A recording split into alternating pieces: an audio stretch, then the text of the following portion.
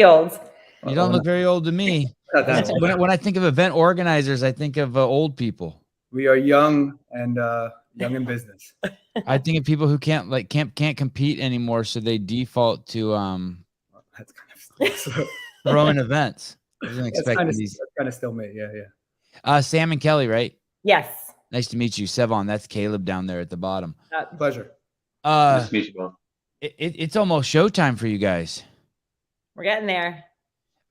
November 1st to the 21st is the online qualifier. Correct. Awesome. Fight for the Fittest. Give me the history. Whose idea is that competition? The main idea came from Sam. Did you go, you're crazy? No. Yeah. That's pretty much what I tell him every day. But it started with good friends of ours were opening a gym. Sam, saw a hole in the market in our area for some good individual competitions. So it was supposed to be this big grand opening for our friend's gym. We were going to rent the place and just do this huge event. We had a couple of setbacks. The gym opens late. We had to cancel. Then COVID hit. We had to cancel again. So our first Why year, do you have to cancel online competition? Oh, it wasn't online. It was in person. Okay. Yeah, sorry. So originally it was supposed to be all in person. So we actually canceled twice before we even got off the ground.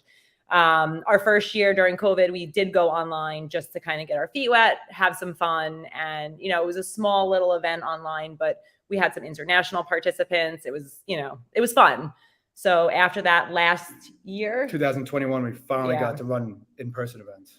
So we did an in-person at a local gym, RX Fit in Rocky Point in Long Island, which is our good friend's gym. We had 100 individual competitors through intermediate and RX divisions. We had a ton of vendors, and it was just a blast. I mean, we had so much fun doing it. We had great feedback from, all the athletes involved. So we decided to do a partner series online as our kind of second event of that year. Right, because that's like 2 days before we're done with this event. I'm like, all right, we got to do another one right away. You know what? I was getting that vibe from I get that vibe from Dave at the games, even before the games is finishing. He's thinking about next year. And recently, JR did Crash Crucible. And I could tell as the weekend went on and I was texting him, this event was like inspiring him. He was already like leaving to why next year's is going to be better. Yeah, it's funny. I actually reached out to him on Instagram. He's actually really nice and was very helpful to talk to me. And we kind of had the same philosophies and processes. But, I talked to him about the troubles that we've run into or that have slowed us is because we're not gym owners. Right. And then in the competition, especially that kind of the local realm, that's kind of rare. Usually people run it out of their gym. They build it up. That's the guys, who do the MAC challenge and, a lot of the qualifiers, they have gyms. So that's kind of held us up. And he was able to give us some really good advice, which is keep going, keep slow, don't go too big. And that's what Kelly does. I want to do like the 4-day event already, let's take a big loan and do all that. She's like, no, chill out. You're kind of making me think of what it's like running a podcast. You have to go every single fucking day, right, or at least every other day. You have to be consistent and you just have to be patient. You got to grind. You have to grind. And then every year, maybe a couple more people come. The crazy part is if imagine if the first year you had 20 people at your competition and then every year you double for 10 years, you'd be bigger than probably the games. Yeah. I mean, that's how fast that shit just explodes. I mean, just stick with it, just focus like you do, focus on putting out quality product, put out a good product, make sure people are happy, do your thing. And people, either hate it or love it, but you keep doing your thing. So Fight for the Fittest, when's the deadline to register? The registration deadline for the online qualifier is November 15th. And the reason we do an online qualifier is because here in New York, it's not, 85 degrees and sunny all the time by you. We have a kind of a restriction on how many people we can have inside a gym in January. It gets kind of cold. Right. And snowy. So that's why we do that for the winter event. The other one that we ran in September, an individual one, was just open registration. And we had 100 athletes at that. Yeah, so this was our second year doing the individual. We actually teamed up with Christian Harris and Move Fast, Lift Heavy this year. We met Deb at our first event that we held at our friend's gym. She, kind of reached out to us. We figured it would be a fun collaboration for us to work together. So this year's events are being held at Move Fast, Lift Heavy for the in-person events in Ronkonkoma, New York. Ron who? Ronkonkoma. It sounds like a porno name, right? Ronkonkoma. Sounds crazy. But so these workouts this year, usually Sam writes our workouts along with, the business is owned by Sam and I. We have a really close friend, Dr. Haley Queller, who is our lead judge. She helps us out of the goodness of her heart. She's a fantastic CrossFit athlete. So usually our workouts are written between Sam and Haley. They kind of work together to put those out. And this year, Christian Harris is actually writing our workouts as part of our collaboration. So all workouts are going to be written and demoed by him, and the online qualifier, we'll just get people to qualify to come in person, at his gym and compete in January. If it says the competition, you're saying the deadline to register is the 15th, but it says the competition here on the Instagram starts on the 1st. That's just the opening for registration, or? So that's when they have to start doing the workouts. So all the workouts will be released ahead of time. It's not like the open where you get one each week. You'll have all three beforehand, and you have the 3 weeks to complete the 3 workouts at your leisure. Anyone else do that? Some competitions do that, especially with partners and teams. It allows people to coordinate their schedules a little bit. We also do that because we want people to know what the workouts before, and we want people to register. You could get some really insane times, right? If it's 3 workouts and you have 3 weeks to do them, theoretically you could give it your best effort 3 times. Yeah, we got some really fit partners last time. It was really impressive. So then the 21st, the online qualifiers closes November 21st. And then approximately 2 months later, on January 28th, 2023, will be Fight for the Fittest live finals. Correct. And those are in Ronkonkoma. Yes, correct. Okay. Wow. And how many people will go to that? We'll have 15 teams from each division. So they'll be in the RX category. Only RX category. So there'll be male, female division. So 15 in each division. Do you guys actually provide, do your payouts? Do you guys give the prize money, or is it just imaginary like the other events? It's just imaginary money. Kelly may not follow that. A lot of I haven't heard that. Well, in Europe and in Canada, you just you go to the event and you win, and you don't get paid, but it's okay. It's not that big of a deal. It might be a big deal in Ronkonkoma, but not in Europe or no. In New York, New York, if you don't get paid, someone's coming to get you. So everyone gets. And I've seen that arm wrestling competitions. I said that yesterday on the show. I said if that happens at an arm wrestling competition, a fight breaks out. You can't do that. No, we pride ourselves on our reputation. So, we have great sponsors actually too. Last time everyone on the podium got a free pair of shoes from Reebok, Mobility, Wall, Talty Bar, C4, not to just throw names out, but these companies have been with us from the beginning and have been very generous. And we've tried to utilize a lot of that. So that way it doesn't come out of our pocket.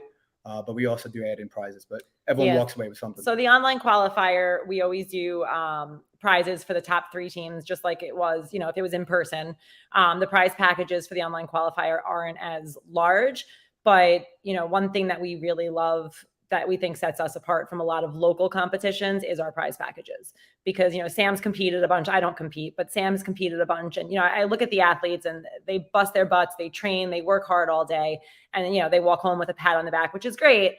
But, it's nice to kind of get rewarded for your hard work. So I know a lot of the feedback we got from our last event from our podium winners was they felt like professional athletes. Like they thought it was really cool to walk away with $1,000 worth of prizes, special, packages being mailed to them from, big name companies like Reebok. And everyone gets a shirt, everyone gets a headband. Jump gives us headbands to give to all of our athletes and our staff. So we try to hook people up because we want people to be happy.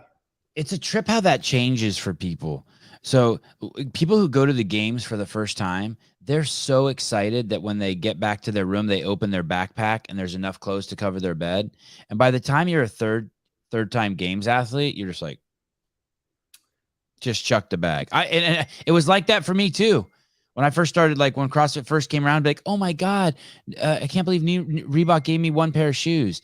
Then by fucking 2017 and my head got all big, I was like, I need 10 Froning shirts. I need 17 pairs of shoes in my room. And I want them laid out already when I get there. Thank you. Have someone dress you too. I know you can't believe I'd get like that, but it happens. I could believe it. So these people are stoked. Yes. They get the shaker. There's like a shaker bottle in their bag of protein, some clothes, shoes. They're being treated well.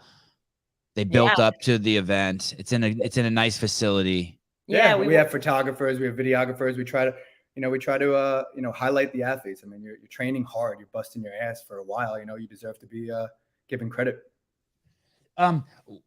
Who should register for Fight for the Fittest? So for the online qualifier, really anybody can. We have a scale division. We also have an RX division. We try to make the workouts accessible. Bottom line is, if you're able to do the open, you're able to do these workouts. If you're in the gym and you're RX and your class workouts, you can take these workouts.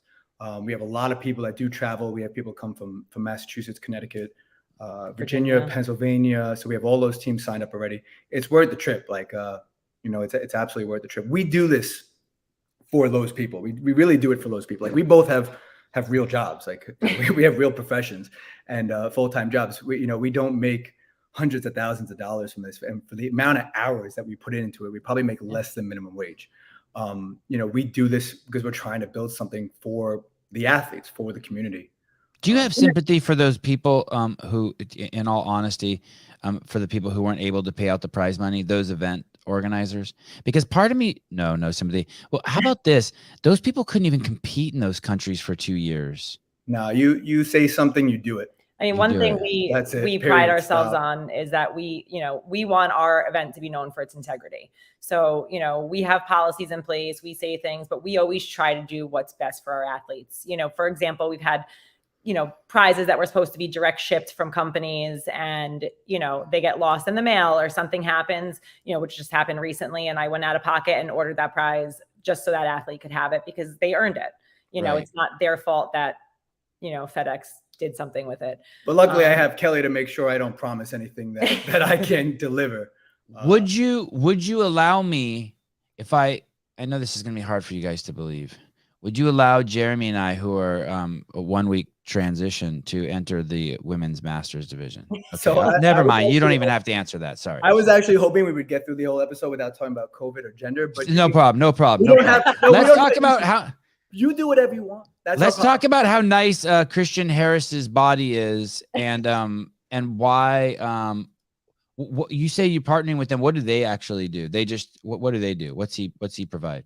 So him doing the programming has actually been really nice, and it's been a load off of me. He's very good with programming, very knowledgeable, and then also his brand of Move Fast Lift Heavy clothing line, and his brand, which is himself, has brought a lot more attention to our competition series.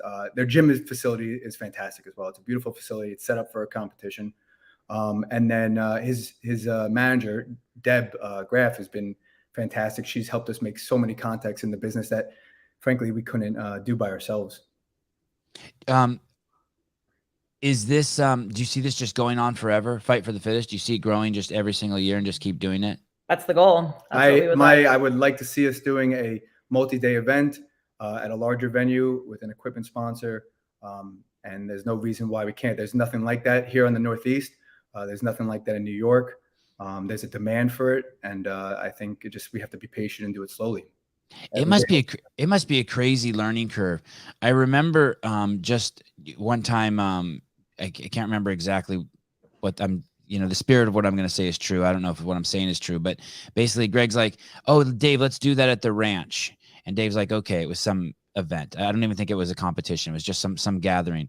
And he said, and there were going to be like 500 people there. And then right away I heard like Paula Gravatt was there, and she was making a list of things that need to be done. And it was like order, like 20 porta potties or something. And I'm like, oh shit, I wouldn't have even thought of that. But you can't just have 500 people show up to the fucking middle of nowhere and there not be fucking some water to drink and some place to shit and piss. Yeah. And it's like, that's like the bare minimum, but you don't think of that. You just think, oh yeah, just come over. It's not a big deal. Just come over. Yeah. I mean, it's definitely been a learning curve. Fortunately, sorry, our dog is jumping. Fortunately, it's, we've had successful events from the beginning, and the learning curves have kind of just been, little. But yeah. I mean, the goal is to make the learning curve not cost you too much money, Right. As long as you, like you saw over in Europe, you make mistakes, but do the right thing and don't overreach. And I think that's what I was talking about with JR. And I spoke to a couple other event organizers, and they said, don't overreach too fast. Like stay smaller as long as you can. build up your name, your reputation, and then start to expand. And that, I think, will limit those, trial by error. Is the goal to grow bigger or more prestigious? Why can't they be the same? Right. Yeah, I think fortunately too, we have a good team. It's really for the most part just Sam and I running the business, but having our friend Haley who helps us out, we all kind of bring different things to the table that help, balance out and prevent us from having any of those big errors, where we'll come up with an idea and we love it. Haley might come in and say, wait, you didn't think of this. Yeah. So it is reputation, because over here in New York and on Long Island, it's, there's like a gym every 5 miles. There really is. And for the first year, nobody would promote us. No one would repost our stuff. And then once people started to realize that we don't own a gym, like we weren't going to steal their members, the gym owners around here really come around. Oh, that's nice. You don't own a gym. You're not in competition with them. Right. People would message us and they would say, well, how much is the membership for your gym? And I was like, dude, I don't have a gym. I have a job, like a other job. Not that that's not a job. Right. But I got to go to work. And once people got to know us, and that's why we kind of actually put ourselves out there on social media a lot. You're like, I have a job. I'm not a PE teacher. Get the Right. fuck out of here. Right. Exactly. I work more than 180 days a year. He's a teacher. Let's get him. Can I see, Caleb? Can I see the classes that people can enter? Fight for the Fittest. There is is it broken down somewhere, like it says like old people and the ages, or like so right now we just kind of have like an open registration, so it's either RX or scaled, and then divided up based off of the partners. Right. Old people are encouraged to compete wherever they want, and we actually have. So there's as of now, there's 2 divisions this year: RX and scaled. Correct. There's no ages or anything that madness. So the partner series, it's RX and scaled. And then just for our individual event that we run in late summer, early fall, that one that we just finished up, it's actually RX and intermediate. That's for individual competitors, not for partners. And a lot of our masters compete in that intermediate division. How many events do you do a year? Right now we have 2.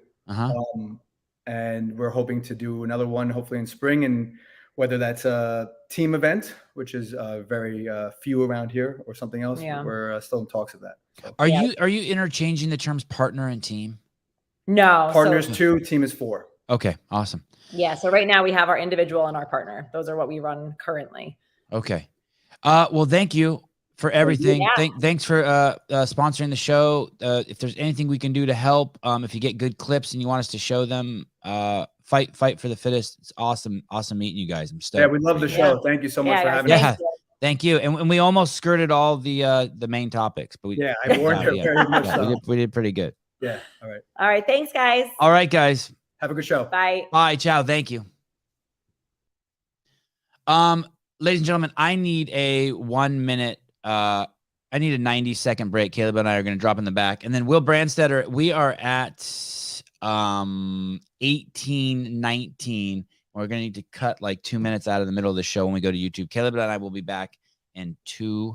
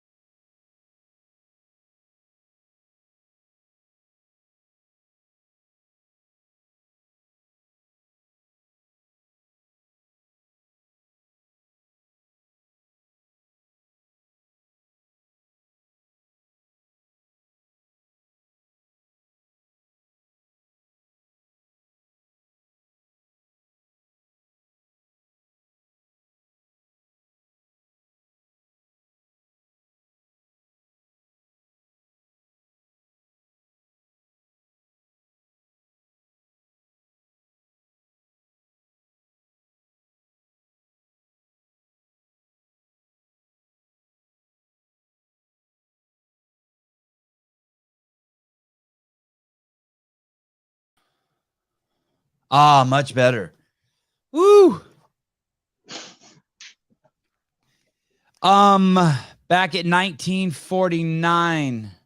Brandstetter, in case you're the one who ends up cutting this out. I think it was 1819 to 1949. Is that it? I think you can clip that right in YouTube. I want to play this clip. I didn't send you this in the notes. I found this after I sent you the notes in the morning. So I'm going to play this one. I don't even know if I should share shit like this because it's so fucking scary. This is the kind of shit that scared me as a little kid. This is a site. I'm trying to get this guy on the show, Quiver Quantitative. He says, oh, hey, I can't really speak to your audience. You guys are CrossFitters, and I'm not a CrossFitting Instagram. I don't even know what the fuck that means, but I'm like, I'm not a CrossFitting show. I'm still in denial. But listen to this. This is talk. He follows the stock market, and here he says something about noticing through his algorithm and the stuff he looks at the internet that the United States bought $270 million worth of drugs to in case there's nuclear fallout. The Department of Human Health Services just bought $270 million of nuclear emergency drugs. For context, I track government contracts on my website so I can invest in them before everyone else finds out. And just today, I saw that the HHS bought 240,000 doses of a drug called Nplate, which costs about $1,200 per dose. That's a little concerning that they only got 240,000 doses. The drug is produced by Amgen, a massive pharmaceutical company, and is used to treat radiation sickness. This comes as NATO just announced it lost track of a Russian nuclear submarine in the Arctic Circle. And the reason that this is such a big deal is that this submarine is believed to be carrying a weapon called the Poseidon weapon system, which, I quote, has the ability to create a 1,600-foot nuclear tsunami. Amgen stock has been bought. I don't know if I believe that. I don't either. A 1,600-foot tsunami. That's a wave. That's a quarter of a mile. 1,600 feet high or 1,600 feet like in distance? 1,600. Ah! Souza, could you tell I was stressed to the max this morning? Yeah. You're such a good dude. Look at you fucking by old shit, and you're still helping me, holding my hand through the hard times. We actually just finished a Colosseum tour, and we're standing in the middle of ancient Rome right now. So dope, dude. It's a massive temple, and then all the stuff you could see over there. God, that's cool. And this is Grace, who's been very patient this whole time. God, you're hot, Grace. Look at you. You're even hotter in Rome. But yeah, this is it. Dude, you're stoked. Holy cow. Look at that temple. Hey, what would happen if you had to take a piss really bad and you just took a piss on that wall right there? It's funny that you mentioned that because that's what I actually have to do right now. But our tour, our whole tour guide thing just ended. That's what these headphone thingies are. And I just checked it on the show and I freaked out because I only saw the wallpaper. And I was like, oh God. Something bad happened. Hey, no, they were great. Hey, Sam and Kelly were great. That fight to the fittest segment was awesome. Okay, cool. Yeah, they hit it out of the park. They were killer. All right, Grace is telling me not to yell. I'm interrupting other tours. Hey, wait, turn around again. Look in the back there. Keep spinning. More. It's outside of the Coliseum. I saw something. Keep going.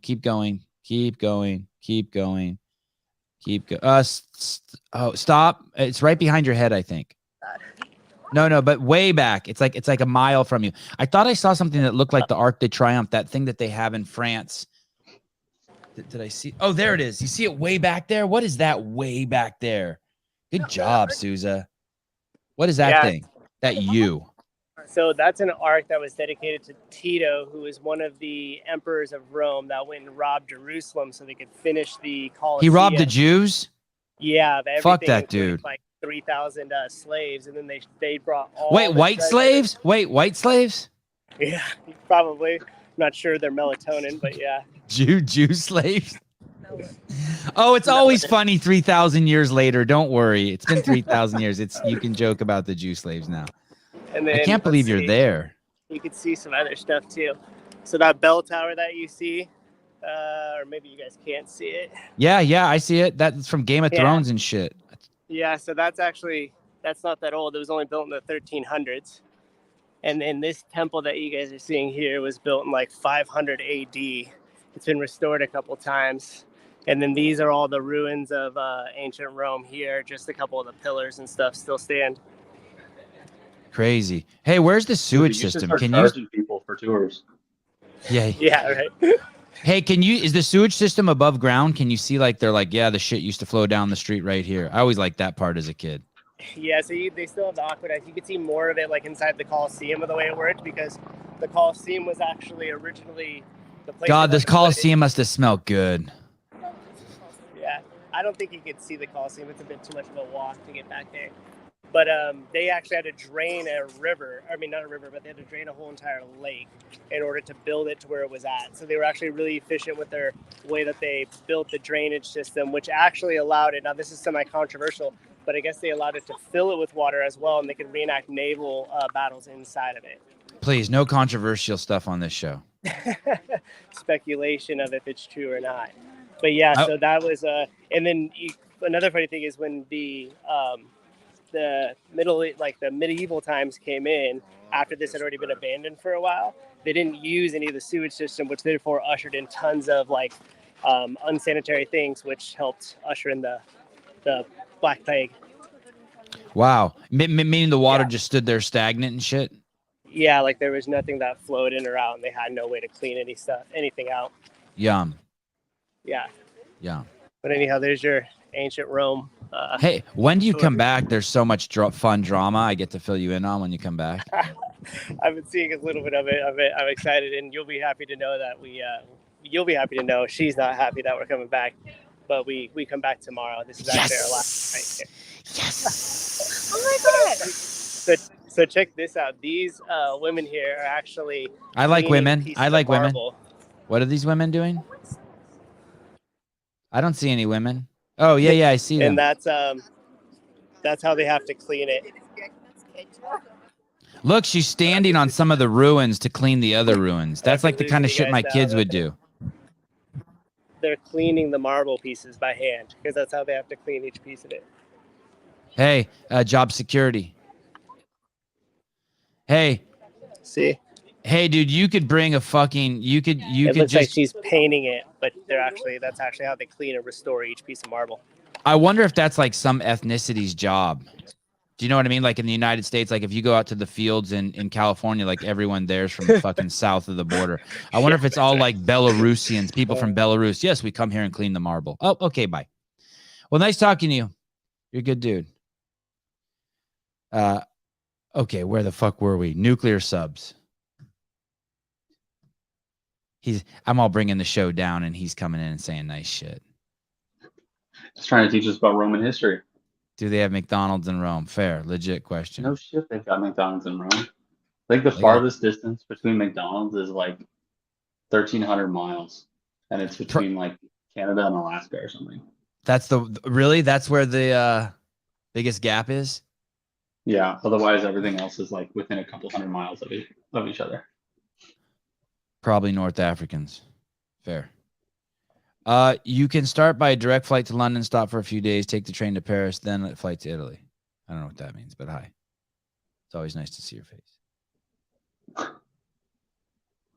So anyway, there's a Russian nuclear sub that's on its way here with the Poseidon in it. You don't believe the 1,600-foot tsunami, quarter-mile high tsunami? I don't. Yeah, I don't understand how it's going to be I don't understand how it will get that big. I don't understand how it's going to be radioactive either. Like, is it because it's a nuke? It's a nuke, and it'll just like make all of the water radioactive, and then it's just going to flood. What do you America? do? You fire the nuke straight into the ocean floor? Is that how they do it? No, you could do it where you launch it, and then it has like a timer on it. So like it gets a certain distance, and then it'll just explode on a timer. That would just make a wave isn't a tsunami. That's a tidal wave. A tsunami is basically the ocean floor shifts and the water's displaced and the water starts coming in one direction. That's why like a tsunami, even if the wave's only 2 feet high, you're fucked because it's 2 feet high and it's quadrillion billions of gallons of water coming on with you know what I mean? It's basically just a wall of water. And even if it's 2 feet high, it's fucking a nightmare. Whereas a tidal wave is like, maybe he just got his words all fucked up. But a 1,600-foot displacement would mean that the ocean floor would have to shift. And then, you know what I mean? And then the water starts going because it has to move somewhere else. If that's the case, then yeah, you just launch it at the fucking ocean floor. I don't like the Poseidon missile so much or nuclear subs, especially off the West Coast. Not super thrilled about that. Well, I mean, it'll be on the East Coast, so you're good for at least a few days. There's one more thing I want to show you. Oh, a couple things. Sorry, these aren't on our notes. Say that again. It'll take 3 days to get over here, you think? It'll take a few days before you get any sort of nuclear problems. Good. I have to talk to my wife about some shit. We got to get some shit organized before there's a nuke. You might want to just start making a fortress. Yesterday, I filled my gas tank, and it was $6.99 a gallon for gas. That was the cheap shit. I live in California. I live about 70 miles south of San Francisco.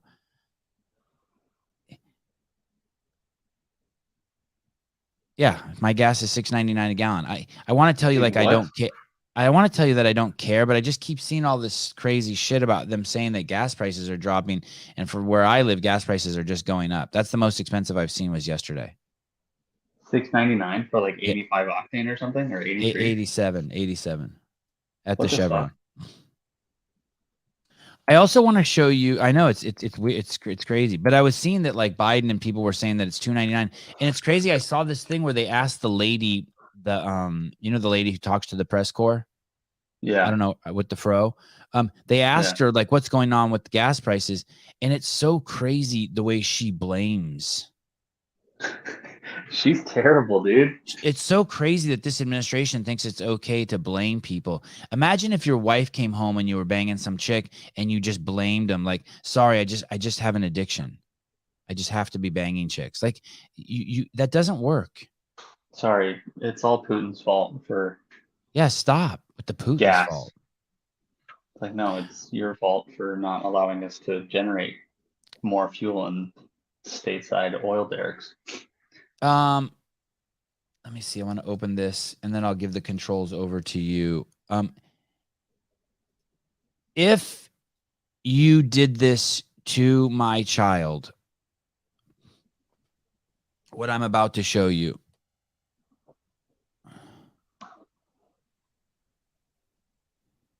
I would find out where you live, and I would scare the fuck out of you in a way that's unfathomable to all of mankind. I would do something so scary.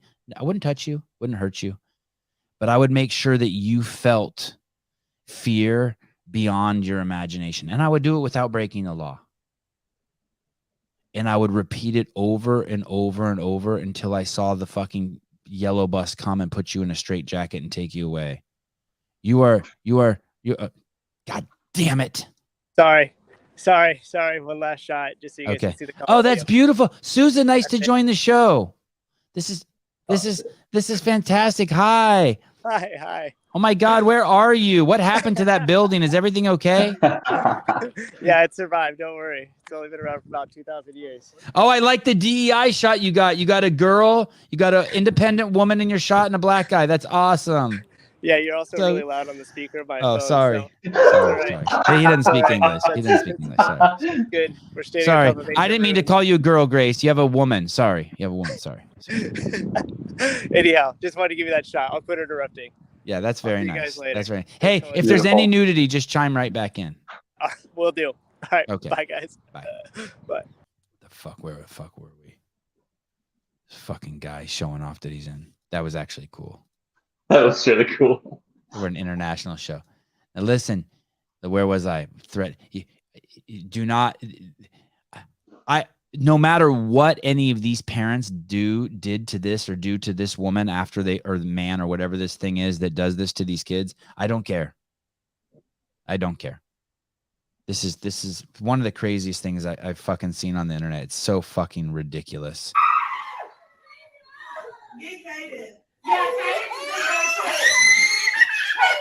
This is the daycare worker.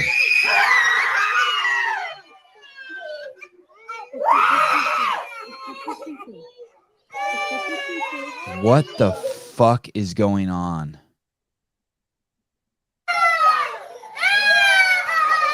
Hey, dude, if you walked into my house wearing that and you were like my best friend, I'd hit you with a bat.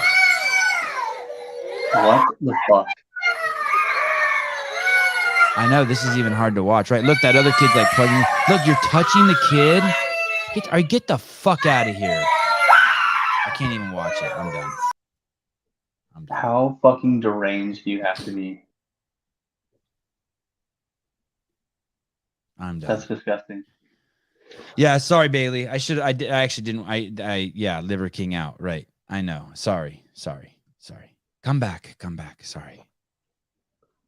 Insane, dude. Imagine the insane. Here's the thing. That person works at a fucking daycare clinic. Why aren't the other workers saying something? Why are they filming that? Yeah, that's what I'm saying, Adam. This is dead. She'd be dead. I know. I don't understand how anyone thinks it's okay. Do not, for those of you who don't have kids yet, do not, just if you see people with kids, leave them alone. They don't want to be bothered by anyone. No one wants to be. Just look what the animal kingdom does if you mess with their kids. You die. That's what happens. Yeah. Okay. I wanted to anoint Bill Grundler as possibly the best guest this show has ever had. I spoke about this yesterday. What an amazing guy. I need to have more people on the show who have such like life experience. I mean, because it was like I feel like we didn't even get the show going. I mean, there's just endless shit to talk about because father, firefighter, school teacher, CrossFitter. I mean, he's just done it so much, right? And He's got a lot of experience. I didn't realize he'd done all that stuff. What do you want to talk about? He's got perspective on so much shit. Impressive. Yeah. Man, the notes are out of control. Oh, did I not get down to? Okay. Let's just start at the top and race through these. Fuck it. It's the only way I'm going to get through them all. Okay. Okay. So 47. Okay. 47. This is the lady. I wish I could say her name. I always screw up her name. She's from PragerU, young lady. And I often try to say this on this show, and I don't say it as well, I think, as she did. Although she doesn't hit it out of the park either, but she's trying to. She's basically talking about why it's important or what the relevance is for when someone who's Black speaks up about what's going on in race relations and takes the perspective that she does. What's her name again? It starts with an A. Amala. Anyway, start at like 9:44. I just want you to, and this is why I say this about people who are obese should be speaking up against COVID vaccines. Black people should be speaking up about human rights. Oh, this lady is a fucking complete nut job. She's Armenian. I'm so bummed. And then the third thing is, there was another one, but women should be speaking up about the importance of needing men. I mean, everyone. Anyway, go on, please. Here we go. But only because of the environment that leftism has created. Like, it shouldn't be necessary for me looking like myself to be the one who talks about race and from a conservative perspective. But leftists have created that environment where it takes somebody like me to say the things that I say to be listened to. And also, she said herself, the left's not a monolith, but in the same breath, it's like, so but you get that what she's saying? That's it. It's just that piece. She knows it's ridiculous, but she understands the importance of someone with melanated skin to be speaking out about the nonsense behind these accusations from the left about this sort of systemic racism, and that the way it's being presented is damaging the culture. She's great. In 10 years, she's gonna be a powerhouse. That might be a future president of the United States right there. Okay. Number 48, Kanye West. This is another great one. Kanye went on Tucker Carlson, I guess, yesterday or the day before. And this is the point. I wish I could have said it as well as Kanye. No one cares. No one cares if you're obese. Like, really, no one cares. It's just like Greg didn't care if someone drank Coca-Cola. The thing is he didn't want Coca-Cola inserting in health science, saying you could exercise away 20 Cokes a day. No, you can't. You cannot. And so listen what Kanye says about obese people here. Here we go. If someone thinks it's attractive, to each his own. It's actually clinically unhealthy. And for people to promote that, it's demonic. What can I ask? Yeah. I've noticed this also. Yeah. Why do you think they would want to promote unhealthiness among the population? It's a genocide of the black race. They want to kill us in any way they can. Planned Parenthood was made by Margaret Sanger, a known eugenics with the KKK. And I believe that if we saw ourselves Can you pause? more. Oh, no, finish that last thing. If we saw ourselves more as, go ahead. If we saw ourselves as a people and not a race, then we would treat our people better. Like Okay, if you pause. go to There a we go. Jewish person. So I don't know about the demonic stuff. I don't know anything about that. And I don't know about the desire to kill all people, black people. But all that other shit he said, anyone can look that up. Eugenics, Margaret Sanger, Planned Parenthood. There's no tinfoil hat shit there, guys. It's all you can go onto the Planned Parenthood site and see it. The origins of Planned Parenthood are terrifying. Terrifying. I can't believe I'm saying this, but Planned Parenthood needs to be shut down. There's some more clips coming up they are now openly, they have commercials. They've used our tax dollars and they've created commercials to lure young kids. And I use the word lure accurately, to lure young kids in, to tell them that if you're not comfortable going through puberty, you're not sure if you want to be go through puberty, that we will give you beta blockers and give you time to think about what choices need to be made. I don't even know what those choices are. No one should get those choices. That's not the way. Well, I don't know if no one should get those choices, but those choices aren't going to help anyone. Taking beta blockers and slowing down your puberty so you can be patient and think clearly and make a decision more about what you want your sex to turn out like, that I guarantee you that's a failure 100% of the time. There's a lag. Oh, my internet. I don't have country internet. My internet's fucking dope. It might be better now. I think it might have been me. Yeah, Caleb's clear as crisp now. It was me. Anyway, from what I've seen of that interview, Kanye's just on point. He's killing it again. Number 50, legal. I know, women's sports. I am kind of excited to see men take over women's sports just from the absurdity of it all.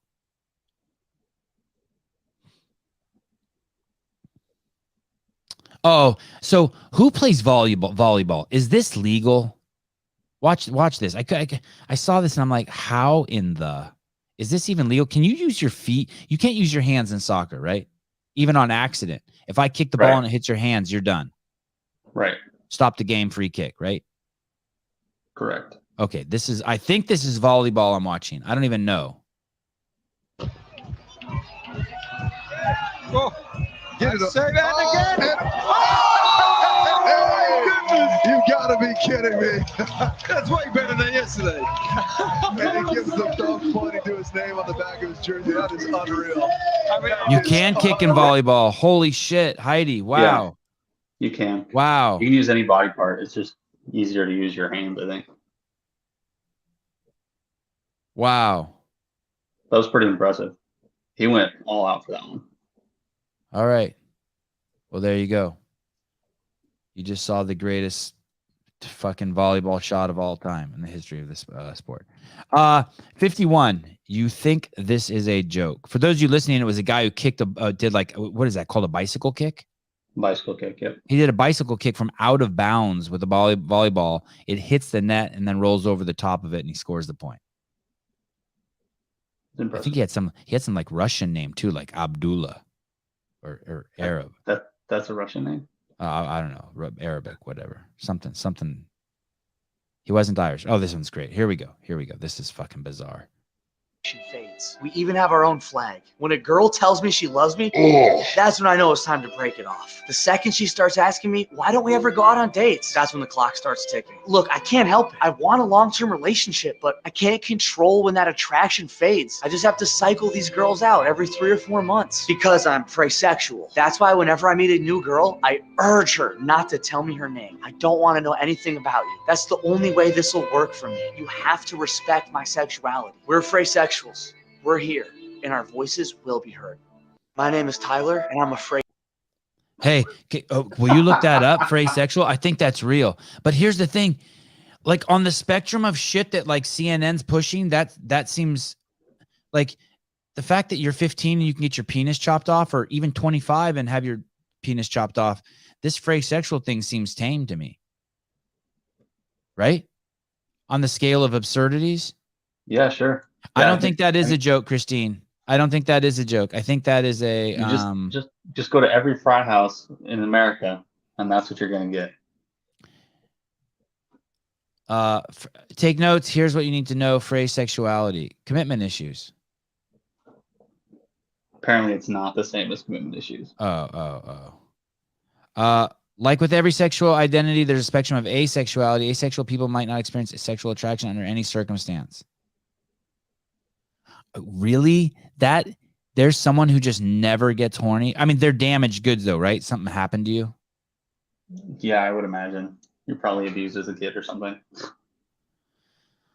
So it's when you lose sexual, so he's using the word wrong. Frasexuality or identity associated with losing sexual attraction to a person once an emotional. Oh, okay.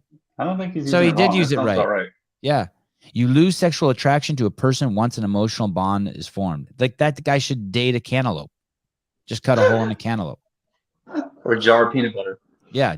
Wow. Jar of peanut butter. God, do you know how hard would your dick have to be to fuck a jar of peanut butter? Dude, how big does your dick have to be to fuck a jar of peanut butter? What's the opposite of asexual? I don't know. Me. Pansexual? I don't know. Asexual is just when yeah, it's a wow. So it's not a joke. It's not a joke. Have compassion. By the way, all of sociology and psychology, none of those are real sciences. Those are all that's like David Blaine floating. We all see it, but we know it's not really happening. Think of all the magic that's out there. That's exactly what psychology and sociology. That's what most of the sciences are that they teach in school. There's absolutely nothing there. It's all just sleight of hand, trickery of you being just manipulated to believe shit that you think is working and fitting in your head. I had a psychology professor in college, and he did like this little experiment with us. And he's like, hey, I just like, this is the start of the class. I'm just going to tell you, I like profiled every single one of you. And so it's like, I've been watching you guys for the past few days. I've been like taking notes, all this. He like made a whole show of it. And he goes down the lines and he's like, okay, this is yours. This is yours. He like has it all written down in like a piece of paper. He writes, everybody has their own one essentially. And I think there's like 20 people in the class or something. So we all read this like evaluation of ourselves, and it says, I don't know. I thought it was very specific at the time. I was like 18. So I was like, wow, this is pretty good, I think. And he's like, okay, out of all of you, how many of you think that this is who you are essentially, or like in some capacity? And basically everybody raised their hand. He's like, okay, well now I want you to trade with somebody next to you and read their thing. And we all traded, and it was the exact same thing. So every single person had the exact same description of each other, and it was just like a whole fucking farce. And that was like the joke essentially. That's pretty cool that your psychology teacher would do that. Yeah, it was pretty awesome. I like that guy. Yeah. I was gonna think he was a complete fucking creep if that story was gonna go any other way. Right? Yeah. But yeah, it was like, no, I'm just joking with you guys. You guys are all the same apparently. Would you feel free anyone to call in and answer this or put your comments on the side? Would you Leave your wife. I saw this thing the other day, and I'm driving to a friend's house to pick up surfboards, and I see this thing next to a Whole Foods in Santa Cruz, and it's a whole wall, and everyone who drives in and out of this Whole Foods has to see this. This person has turned a fence. It's not a wall, a fence panel from their house that faces this main intersection that says there will never be peace until there's justice. So basically they're threatening violence, and then it has people's names, and one of the names on there is George Floyd. Now, yesterday someone called me a beta. I'm perfectly okay being a beta. You have to know one thing though about me. I am so fucking logical at most times, and there is no bitch in me. Like none. None. And we should make a whole show in defining what the difference. There's no bitch in me. And there's like I see bitches everywhere. Fucking cowards. But this fucking thing said George Floyd. That was one of the fucking things on the wall. There will be no peace until there's justice. Like George Floyd didn't get justice. Now I want to, and then so it made me think of this. Would you leave your wife with Derek Chauvin or George Floyd? Not one person picks George Floyd. He put a gun to a pregnant woman's stomach. He does methamphetamines on the regular. He's always on drugs. He did fentanyl. He does porn. No one leaves their wife with George Floyd. No one. Would you leave your daughter with Derek Chauvin, the police officer? Or would you leave your daughter with George Floyd? No one. I could pick any scenario besides getting raped. If you want someone to get raped, you leave them with George Floyd. You want them to do drugs. You want them to get raped. You want them to have a fucked up interaction with the police. And that's that. I'm showing you right now. I'm posturing on you guys. That I'm not a bitch. I can think logically. I don't care. At the end of the day, what's better for society? To leave your wife with George Floyd, your daughter, your best friend, your son, you. Who would you rather hang with? George Floyd or fucking Derek Chauvin? No one, no matter what you think happened there, nobody feels safe around George Floyd. Have you ever had that, friend? Have you ever gone to someone's house and they have a dog that bites and you're there for 20 minutes and the whole fucking time the dog's like up in your shit? And your fucking friend doesn't do shit and all you want to do is leave and you're just like, you're an asshole. They have like a fucking 60-pound pit. And he's like growling at you. He follows you from room to room. You get out of the bathroom and he's still there. You guys have all had that friend with that fucking fucked up dog. He's bit half your friends. That's what it's like hanging out with George Floyd. At every moment, there's confrontation, danger. We've all known those crackheads too. Nobody in their fucking right mind has any interest of leaving themselves or their friends with George Floyd over Derek Chauvin. And yet, that guy, they want justice for him or there's no peace. There's people willing to do violence because they think he was done wrong. Those are people who can't think straight. Those are fucked up people. And the bitches are the people who can't speak out against it. That's why if there's going to be a nuclear war, it's going to be some idiocy like that, not thinking big picture. I'd like to hang out with Blaze. No, it's not Blaze. It was Blade. It's not Blaze. That guy's name was Blade. I'd hang out with Blade too. Fucking George Floyd. I was fucking disgusted to think that someone would fucking do violence on someone so that George Floyd could get fucking justice. I want to fucking knock on that person's door and be like, are you out of your fucking mind?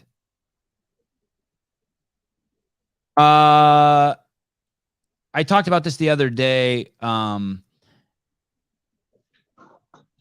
was a I don't know if you saw, but there was a post on .com on the Instagram account. This is actually pretty funny. There's a post on .com on the Instagram account and they've pulled it down. And it was a post. I guess CrossFit.com posted a story about a guy who had COVID and almost died. And in the article, he said he wished he would have taken the vaccine. And then it was posted on CrossFit's Instagram account. And in that Instagram post, there was actually a quote in there that said, he wishes he would have taken the vaccine. So the comments lit up. It became somewhat controversial, right? And you know what? Like, I don't care. Fine. If he thinks that, he thinks that. Like, good on him. But what really caught my attention is we had this policy at CrossFit never to take anything down once we posted it. And I want to tell you the other 2 posts that were taken down in the time that in all the time that I could remember ever on CrossFit's Instagram. Maybe there's more, but I'll tell you and we posted some controversial shit.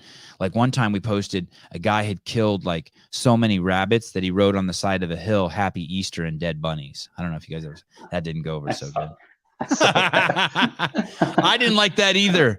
Or like we posted pictures of like a dude next to a bear, a dead bear. I didn't like any of that shit, to be honest. I hated that shit. But that was quite the hunt. But so there was a I think it was the Fluffy Duck guy made a meme that said some guy in China ate a bat and now I can't do snatches at my gym. Do you remember that? It was like something like that. And fucking people flipped out. And I honestly don't see anything wrong with that. Like I just if they would have said some Armenian ate a bat and now we can't, I would be fine with that. Like I don't see the offense. But so that post got pulled down. And then there was one other post. And are you ready for this? That douchebag CEO that Greg hired that we've talked about so many fucking times on this show. I took a picture of him and his mistress one time, like sitting at a dinner table or something. And I think Greg was in it. And it got posted to our Instagram account. His mistress was the one that ended up taking my job.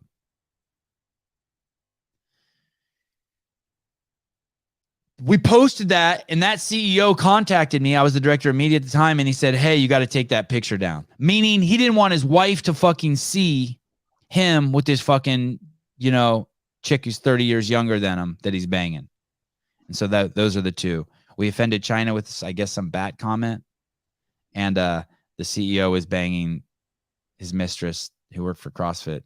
They were both married. And sounds like he's very sexual too. And that post, and then yesterday's post. So those are the 3 posts I know, just for a little bit of your CrossFit history. Okay. This is going to be, so the other day I get this text and it says, I'm looking at number 55, Caleb. It says, it's a text that comes in on my phone. It says, B of A 0834431 is your key to confirm transfer of $1,795 to Jessica Adams. Call toll free 1-888-533-3405 if you did not make this. 1-888-533-3405. Oh, well, I didn't make it, so let's call. What's BOFA? B of A. Both says, of these nuts.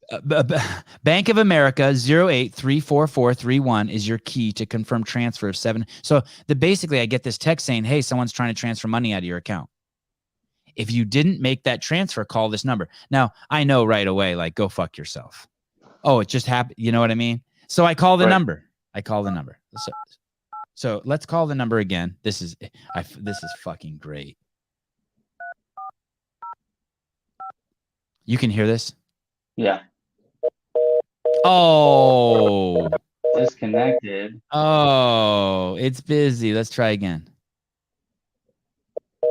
Oh, I fucking called him. I'm like, hello? And the lady answers. She goes, yeah. And I'm like, just stay on the line for 15 more seconds with me, please. 4, 3, 2, 1. Got you. Ma'am. This is Detective John Waters. I'm going to be there and probably in less than 3 hours. Do not leave the building. And she hangs up. And then I call back again. And I said, ma'am, stay on the line with me. Don't worry. You're only going to be in more trouble if you hang up. She's like, shut up. And she hangs up again. Well, even when you call this number, it's like, if you lost your credit card, push 1. If you're calling about illegal activity, press 2. You know what I mean? Like they got It's the got like a whole phone tree and set up. everything. What? It's got like a phone tree and everything. So they Yes, the oh whole my God, fucking dude. thing. That's impressive. Holy fuck. Everything is a scam. Don't worry. Never do anything. Never, don't ever respond to anyone. I mean, I get every day my email is like, your FedEx package has been lost. Please contact this. I'm like, go fuck yourself. Report scam. My FedEx package has been lost. To be fair, though, they did say that USPS or FedEx is just like they've all stolen like millions or billions of dollars worth of packages recently. And I'm fine with that. Steal away, guys. But I'm just saying, I'm not falling for any scams. Like, oh, you fucking bitches. 1-888-533-3405. 1-888-533-3405. Darn, I was hoping that was going to be a good bit. Darn, that would have been cool. Darn it. And no one there spoke good English. It was like somewhere from South America. Yeah, like finally a guy answered. And I'm like, sir, just stay calm. We're not after you. We just want the big fish. Just stay calm. He probably was the big fish. Number 56. Here is what I was talking about. This is over the top with Planned Parenthood. This is we're done with those guys. Enough. If you want to build a different one, let's start again. You want to do something to help women? I'm fine. Like, but I mean, look at this Jesus Christ. Okay. Wait till you guys hear this shit. There's no one-size-fits-all puberty experience. If you're trans, intersex, or non-binary, know that you're not the only one feeling confused. For some intersex people, puberty may start later than age 14. Pause. You might experience some of puberty's changes. So you see what they did there? Everyone's confused through puberty. My nose is too big. I have too many pimples. My hair's doing some weird shit. I'm getting titties. I got raped. The other kids beat me up. I got erect while looking at gay porn. Like, what? Kids are seeing porn at 11 now. Of course, everyone's confused. So they throw this blanket out that's saying that basically, like, if you're confused, something must be wrong with you. No, if you're confused, your parents don't have you busy enough in other activities so that this fucking experience can pass through you. These hormonal changes can pass through you while you're fucking being active and engaged. It's because you're sitting at home with your fucking phone having shit like this pumped into your fucking head. Fuck you parents who are giving your kids phones before 15. I have to. It's not safe. I'm worried about my daughter. It's not safe. It's for convenience. You know what someone did tell me the other day? Thank you, Christine. I'm confused too. It's fun. I like being confused though. Someone told me the other day, get your kid an Apple Watch if you have to do it. They can't surf porn. I was like, wow, brilliant.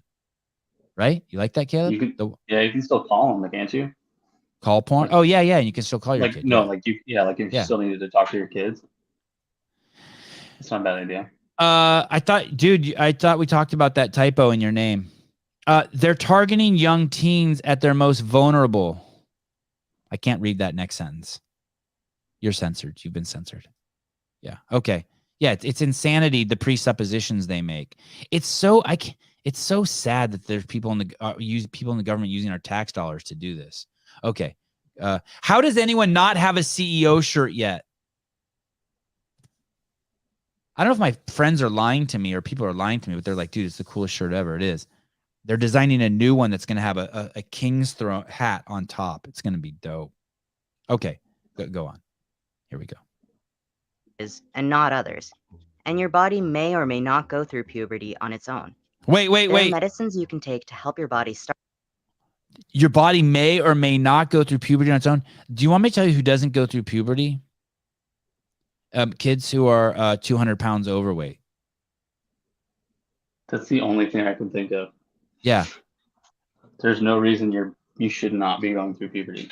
Super duper obese, and by the way, that does absolutely permanent damage. By the way, the stories on that are fucking horrific. What it does to a boy's penis, if you get a kid who's like 8 years old and 300 pounds, it is fucked up. Yeah, my hoodie's dope. You know what I really want? My hoodies are dope. I'm addicted to them. But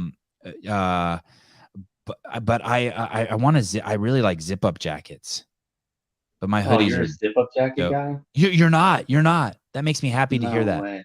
Okay. That's weird. You think it's feminine? No, I don't know. It just seems odd. It doesn't fit very well. Yeah. Wow. Like, Okay. Well, know, I'm do you like 5'5" do and you- you're 6'12". Yeah, something like that. Do you keep them like all the way zipped up, or do you keep? Is it like a? No, zipped up to the top. To the top.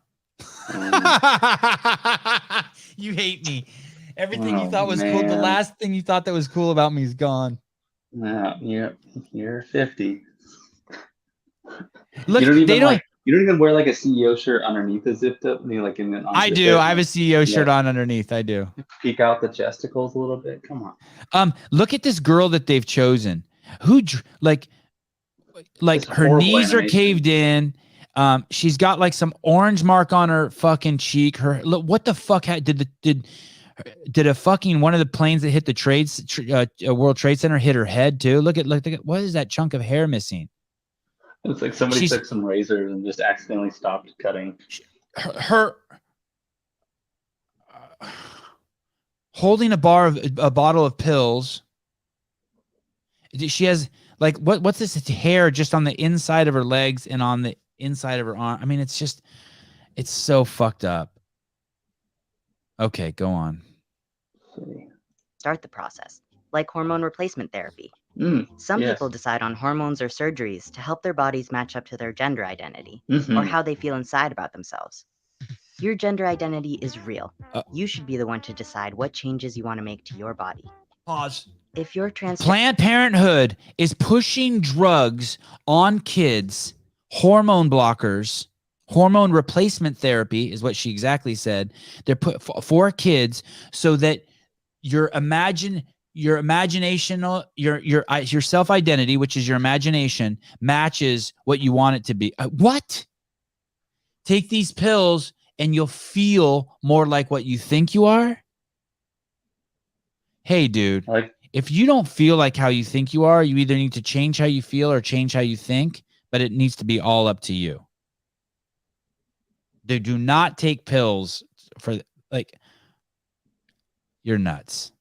I like how they use a gender neutral voice though. It's very, very inclusive of them. Oh, that is a gender neutral voice? I thought that was a I don't girl. fucking know. Oh, okay. Go on. gender, or non-binary. You may find that your puberty experiences don't line up with your gender identity or how you.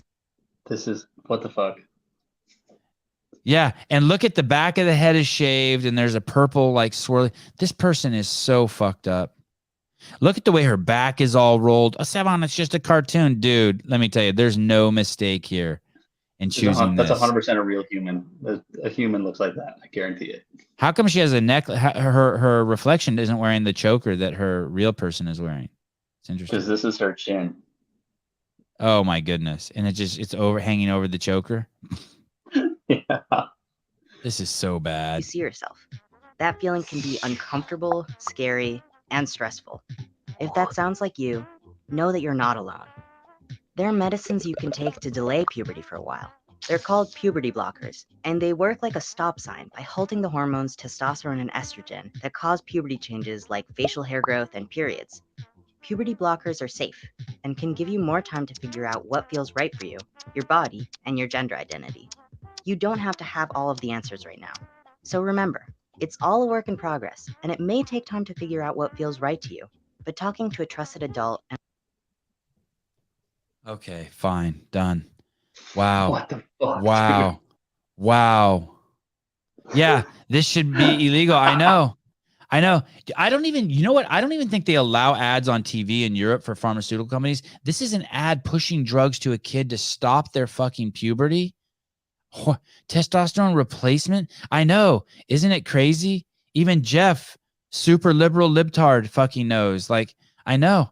It's crazy. It's crazy. I love the my trusted God. adult comment. It's like, oh, talk to a trusted doctor or adult if you'd like to see if it's right for you. Oh my goodness. Oh my So goodness. stupid. Oh my goodness.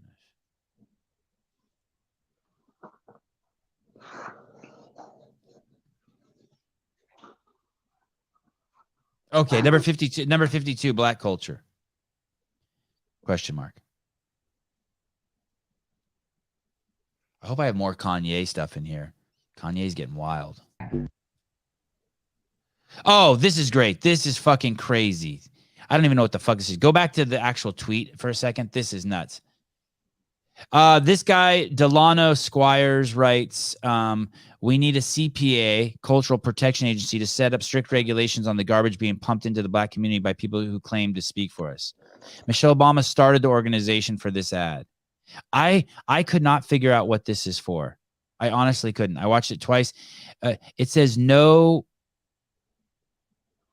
Go ahead and play like 20 seconds of this. This is fucking bizarre. Trey checks, I think we got one. It's voting season, bruh. No voting, no loving. No voting, no touching. No voting, no nothing. No voting, no fucking. I think it's saying that if you don't vote, I think it's like girls telling, I think it's supposed to be melanated girls telling people that if you don't vote, we won't fuck you. I think that's what it's saying. No kissing, no loving. I think that's what it's saying. And it's supposed to inspire the women of that culture to, it's not even, I don't even know of that culture, of that skin color. I mean, the whole premise of the thing is fucking so, it's crazy. It's fucking crazy. Please keep going. Another 10 seconds of this nut bullshit. Very confused. This is a government ad. So sorry, go ahead. No voting, no loving. No voting, no touch. No voting, no nothing. No voting, no fucking, no voting, no fucking. BLK app looking for some action. Find a homie Scott was heavy. So she's swiping and she sees this guy. So she's like Tindering with him.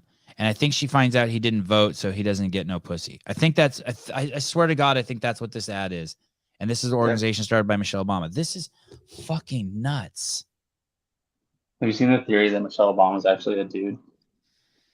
Yeah. I try to skip over all that shit. But yeah, I saw it. I should ask Alex Stein about it. I wonder if he believes it. He probably does. Okay, let's listen to 10 more seconds. I want to see if I'm right about this. Is a 9, abs a 10, D is a to be determined. He got mad joke, he don't seem broke. The only red flag is that he don't vote. Oh, yes. That's it.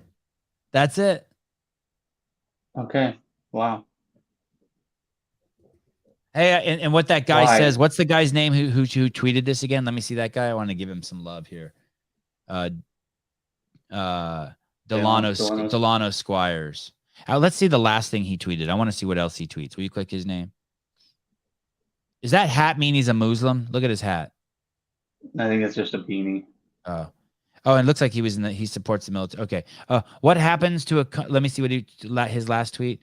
What happens to a country when men trade their nuclear family and multi-general legacy for international co-parenting and multiple partner fertility? Oh, this is a smart cat. Oh, he's got 90,000 or 80,000 followers. Huh. I wonder if he's on Instagram. I wonder if I could reach out to him. Okay. Anyway. Nuts. Absolutely nuts. Okay. Oh, number 57. If you have kids in the room, you probably want to take them out at this point. Well, you probably should have taken them out a long time ago. I saw this and I was fucking dying. I was dying. I sent this to too many people. Mom, now's a good time to use the bathroom. Here we go. Reminder, Halloween's just around the corner, and I'm going to be a goblin. Goblin that dick. Just a friendly reminder, Halloween's just around the corner, and I'm going to be a goblin. Goblin that dick. I like the way she says that. All right. All right. Grow up, Sevan. So aggressive. So aggressive. Number 58. This is titled "How Stupid Would You Feel If You Voted for This Guy?" Number 58. Oh, who is this? First of all, is this the governor? Is this the mayor of Is this who is this? This is the mayor of New York. I have no idea. Okay, I've never seen this guy in my life. I don't think it's the mayor of New York. Though. This is so. What's crazy is that I remember when I was watching Trump in Puerto Rico shoot those threes with the paper towels, and I'm like, God, what a douche. but this like, oh, De Blasio. Thank you, Matt Burns. Yes, thank you, Jeff. This takes the absolute. This is just batshit crazy what this guy does. He's either stupid or he thinks the people of New York are so dumb, or they are so dumb. It could be everything, I guess. Okay, here we go. I guess it doesn't have to be either or. I got vaccinated. You're saying I could get this, these delicious fries?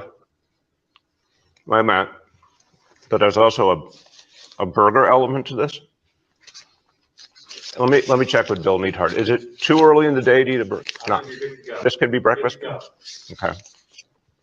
I want you to look at this and think about, again, some people love hamburgers, some don't. Really want to respect all ways of life. But if this is appealing to you, just think of this when you think of vaccination.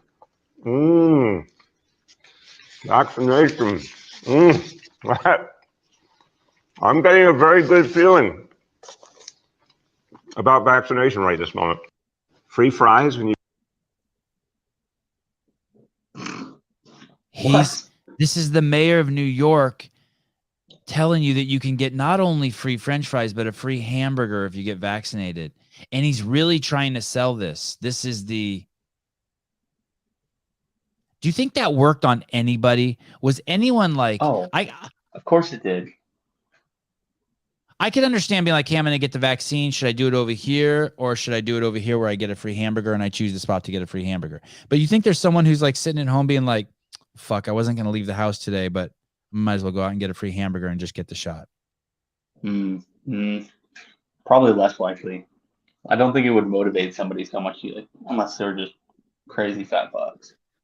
Wow, Kenneth DeLapp, which is half the country. Kenneth DeLapp, I bet it worked on 6 out of 10 people. Oh, please no. Well, it just worked on Please, Bruce. no. Bruce is going out right now. Just only if it's in an out burger, maybe I'd consider it. But greatest country in the world. I know. Can you imagine how bad it is everywhere else? Oh my goodness. Oh my goodness. It's so fucking weird. Some of the foreigners we work with still wear masks.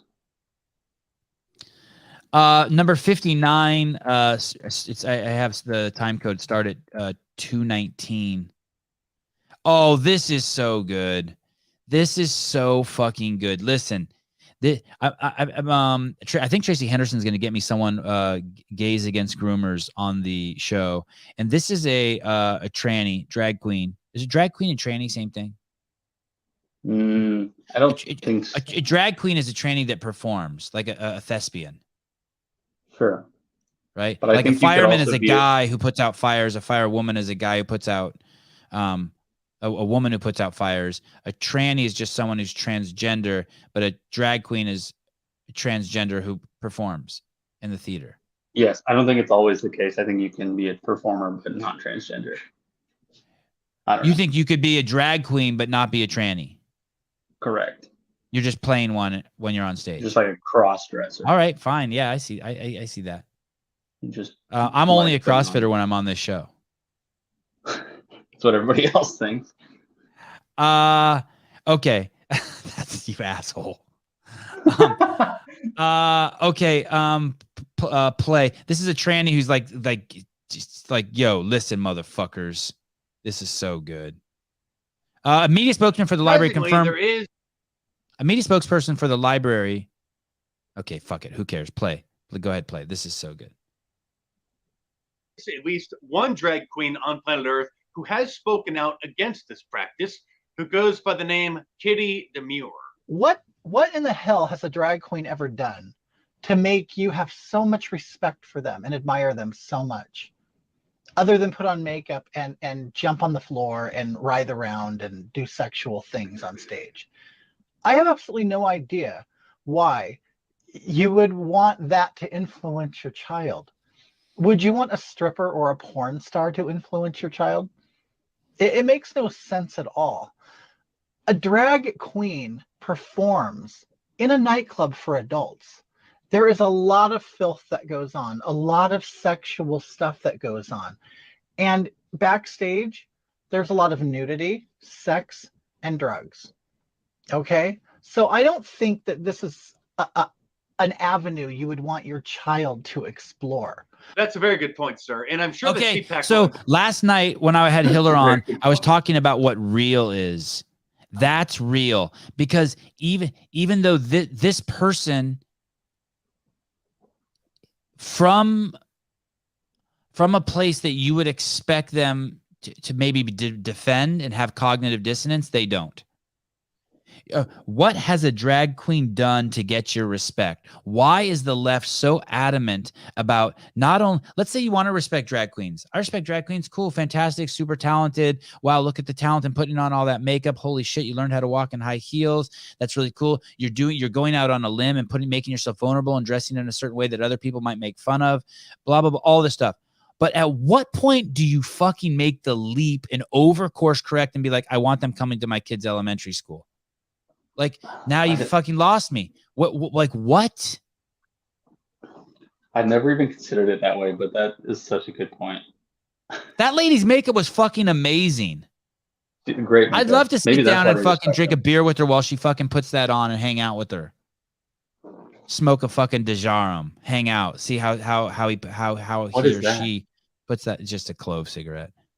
Oh, okay. But what the fuck? Yeah, what? I mean, isn't that a brilliant way that she stated that? That's really I like the way that was put. Yeah, there's nothing. There's a guy, Douglas Murray, who is a gay guy, and he is an author, super famous, does the circuit, Bill Maher, all that shit. And he said this thing one time too that really resonated with me. He goes, dude, I'm not impressed by the gays who walk around in the assless chaps at the gay pride parade with the fucking leash on one guy, and you're walking two guys around and you're a guy. But that's the perception that so many people have of gay people, because that's the perception in the media. And if that is what's going on, that should not be around kids. It doesn't matter if the kids are gay or straight or on puberty blockers. Did you see? Just like kids shouldn't be scared like that fucking bitch was doing when I started the show, who was scaring those kids. That was fucking nuts. Sorry, go ahead, Caleb. Did you see the who was it? Danny Spiegel and Alex Smith. Yeah, I saw all that. Yeah, yeah. That's the pumpkin stuff. Yeah, it's kind of what you're describing. Yeah, they can have all the go get it, guys. I'm okay with it. Yeah, you have fantastic bodies. Do your thing. Sure. I'd love to know the end game for her. A trillion Instagram followers. I don't know. If you looked at Danny Spiegel's account, if you looked at her account from the last, let's say, 3 years, and you tracked, let's say you pick 10 criteria that her account has done in terms of the kinds of posts it does, and you look at 50 other girls who also are on that same path, and you look where 90% of them end up. That's called a predictive value. That's called stats. I heard Christmas Sabbath has an OnlyFans account. I heard it's not OnlyFans, it's her own version of OnlyFans. Do you know about this? No. And that she recruits other girls to do it. And I heard I haven't seen it, but I heard there's all sorts of porn on it. You can watch Christmas do stuff. Not surprised, honestly. Yeah. Well, there's a path you take. If you race go-karts as a little kid, if you become a pro, you get to the Indianapolis 500. If you start taking fucking pictures of yourself in a bikini at 16 on Instagram, when you're a pro, you're 35 grabbing your ankles on OnlyFans for $7.50. I mean, and I'm not judging that. Christmas fans, that's what it's called. Oh, is it called Christmas fans? Yeah. Yeah. So you can do whatever. I mean, I'm just telling you that there's a trajectory. And I'm not being a prude. Do you. But don't do it to our kids. Number 60, everything causes blood clots. I don't even remember any of these. It's so great. It's like a surprise for me. It's like Christmas. It's like I wrapped my own presents and then came back next year to open them. Heart problems and blood clots. This week's reason is car exhaust and climate change. One of people's favorite drinks could be causing blood clots. It's black tea. Loneliness caused by social media is now a new leading cause for heart attacks and blood clots among young people. Are bloods getting thick? Yeah. Your blood thickens and then clots, what extreme heat can do to your body. Herbal supplements. Herbal supplements are the new thing causing heart problems in young people. Certain sleeping positions can cause blood clots and heart attacks. Napping and showering. Cold showers. Cold showers and napping is what's causing heart problems, strokes, and blood clots this week. We just wanted to let everyone know. Hopefully no one's taking naps or showering out there. Teens are getting irregular heartbeats from air pollution. Warning, woman who ate the same fruit daily almost lost her leg from dangerous blood clot. So this is a... You don't think she also had diabetes? It's fucking a amazing. new development. Grapefruit. University student dies of joy after hearing he'd passed his exams with flying colors. Very sad to hear. Joy can cause heart problems, it sounds like. Scientists studying temperature at which humans spontaneously die with increasing urgency. U.S. life insurance companies have reported an overwhelming and unexplainable increase in all-cause deaths among 18 to 49-year-olds. Along with that, there's also been an increase in certain medical diagnoses such as miscarriages and Bell's palsy. Heart attacks are becoming increasingly more common in women under 50, and medical experts can't figure out how. There is another thing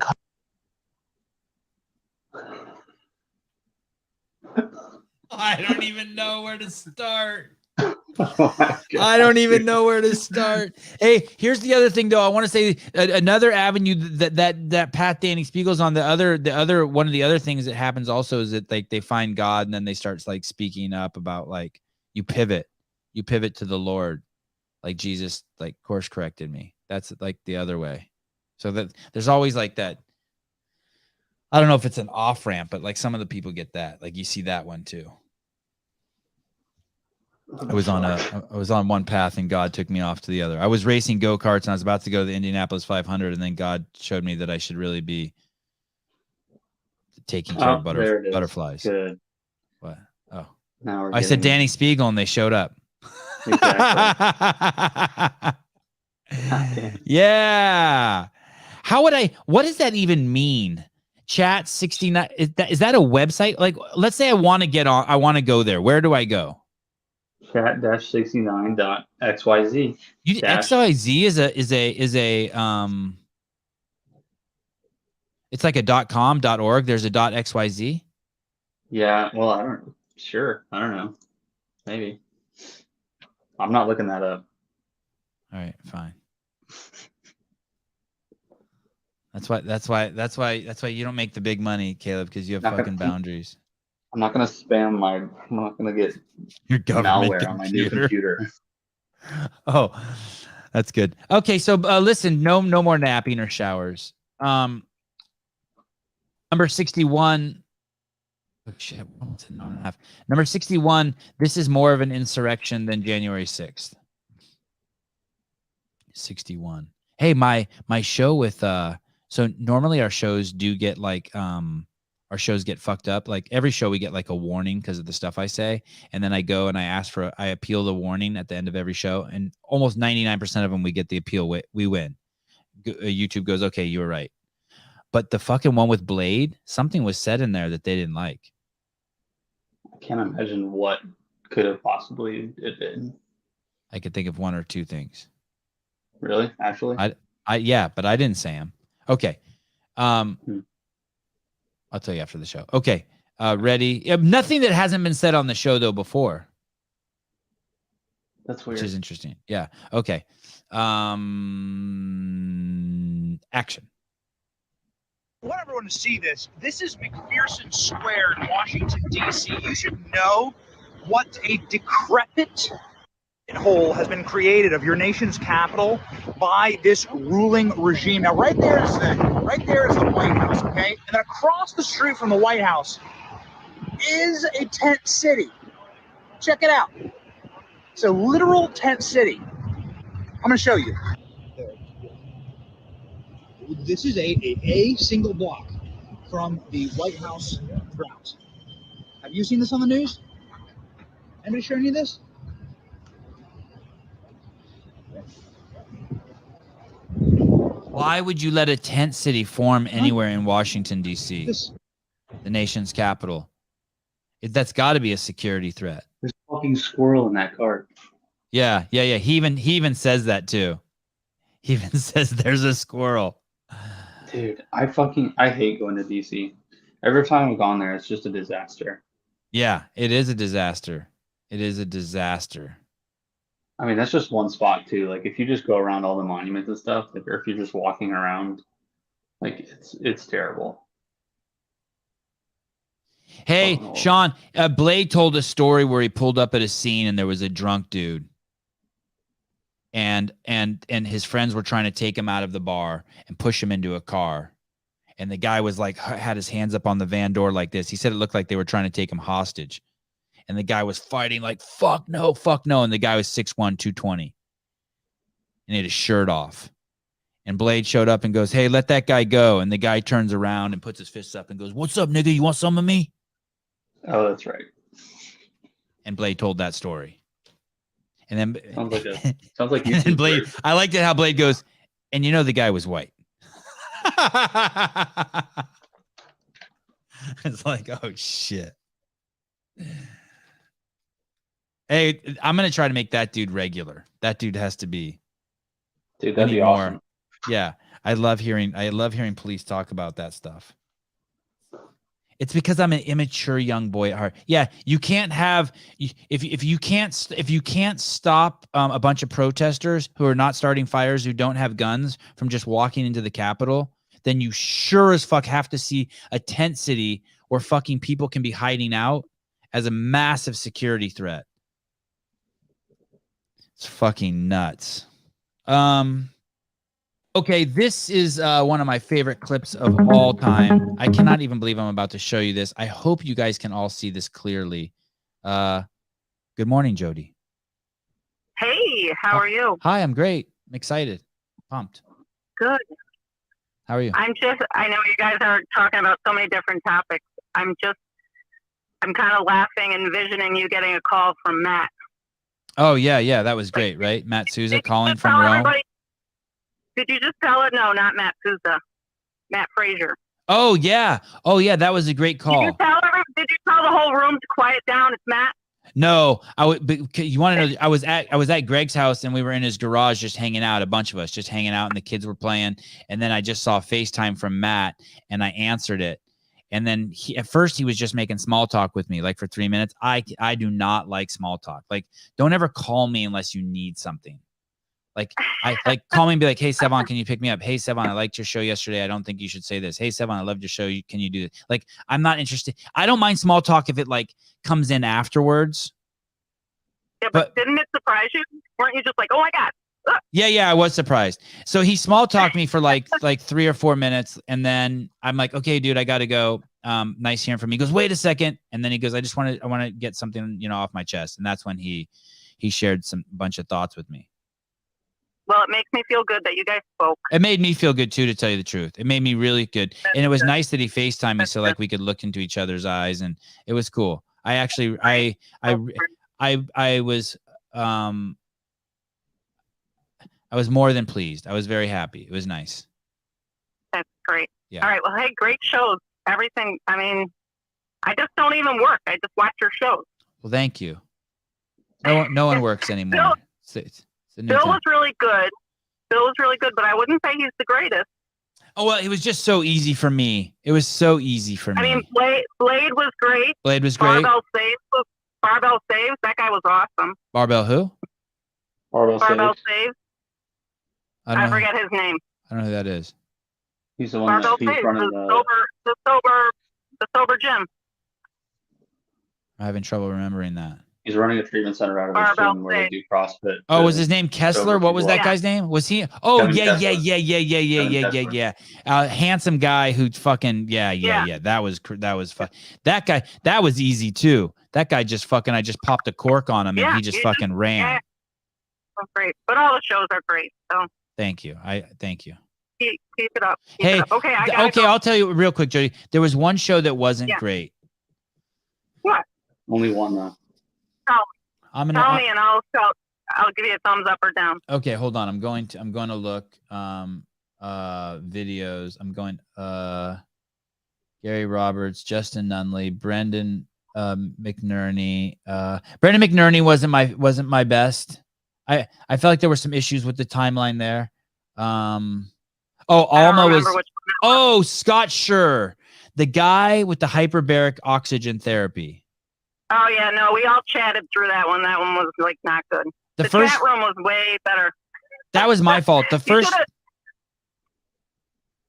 Go ahead. If you looked at the chat room on that one, it was on fire. Okay. We were all like, "What the hell?" We were like, "What?" The first 30 minutes, that was my fault. The first 30 or 40 minutes, I was a mess. I had too many ideas. I wanted to too many questions and I couldn't get on a thread. That was my fault, not his. Well, if it's a boring show, don't worry. We're all having fun in the chat. Hey, oh, great. Thank you. No, none of the shows are boring. Careful. Watch your mouth. Listen to this. Okay. Now that I have you here, Ellie Turner, I thought was fucking awesome, but someone says, my God, she was great.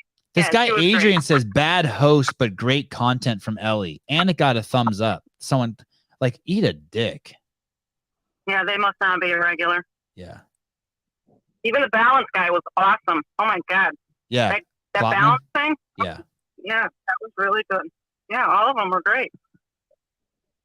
All right. Hey, I got to go. Bye-bye. Fine. All right. Do that. Be like that. Bye-bye. Bye-bye. Okay, number 62. Listen, we're going to have to play this 3 or 4 times because we got to get this playing without a stutter. You have to see this. You won't even fucking believe what you're about to see. Oh no. You won't even believe what you're about to see. Hey, Jeff, you should sit back in a chair and get your lotion out. You're going to love this. This is right up your alley, Jeff Bicko. Look at this. This is crazy. These are 2 guys wrestling. Someone wrote, "This would be the day I quit wrestling." Look at this. Here we go.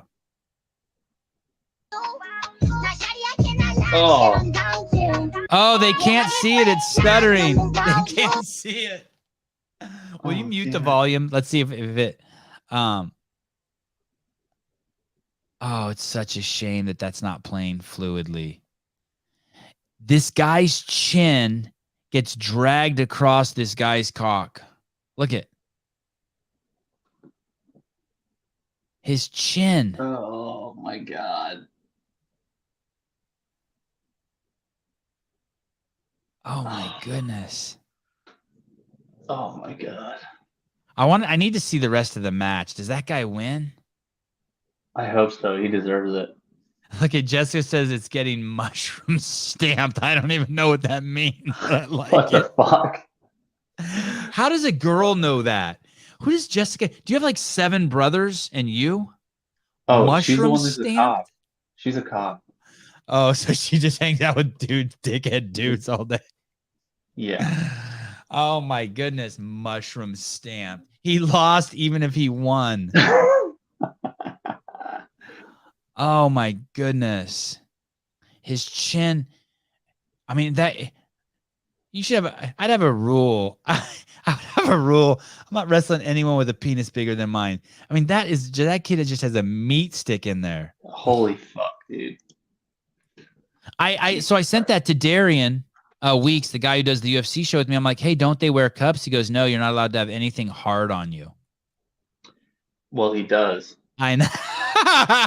You think that's hard? That would make me feel way better if that was hard. I feel like it needs to be. It's got to be. Okay. Got some serious blood flow down there.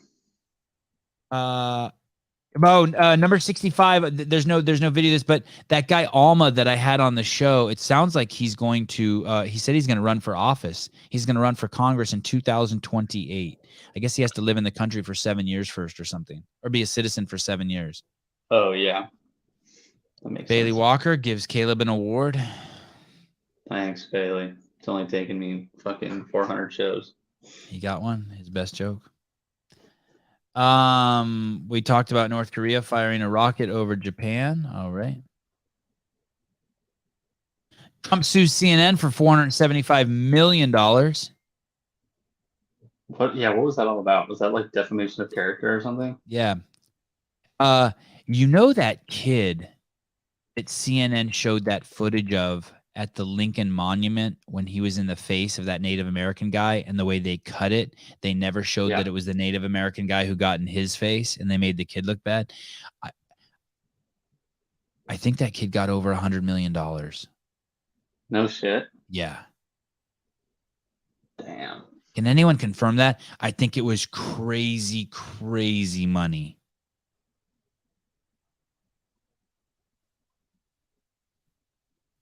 I don't know if you guys saw this, but Obama's brother endorsed Trump. I thought that was fucking hilarious. His half brother endorses Trump. It's fucking awesome.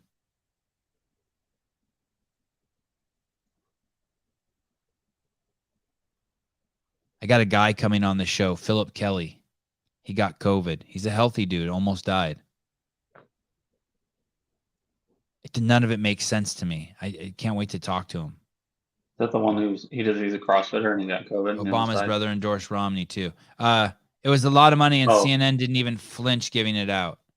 Yeah, well, yeah, he sued the news network. I think that's what happened. He got massive. It's a massive payout.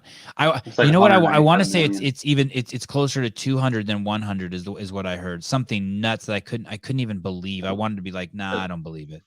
It looks like they said he's seeking 195 million, but total he's looking for almost 2 billion combined with all the news networks that he's collectively suing. God, I hope that kid doesn't get into drugs. He's fucked, dude. If he gets that money, he's fucked. Number 72. I wish I had more of this clip to show you. It's the Liver King. Don't talk about my wife. I wish I could see how this ended. Now, do you Here we go.